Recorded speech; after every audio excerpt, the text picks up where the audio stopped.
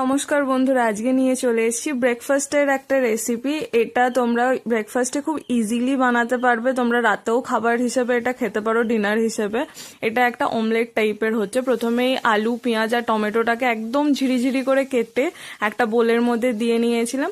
তারপর তোমরা তোমাদের মতন করে যতটুকু ঝাল খাবে সেই অনুযায়ী একটা লঙ্কাকে কুচি করে নেবে, একটা বা দুটো যেরকম ঝাল খাবে। তারপর দিয়ে দিয়েছিলাম নুন আর চিলি ফ্লেক্স। চিলি ফ্লেক্সটা দিয়েছি এখানে, চিলি ফ্লেক্সটা দিলে স্বাদটা খুব ভালো হয়। আর এখানে দিয়ে দিয়েছিলাম আমি আটা। ময়দাটা খাওয়া ভালো নয়, তোমরা ময়দা দিয়েও করতে পারো।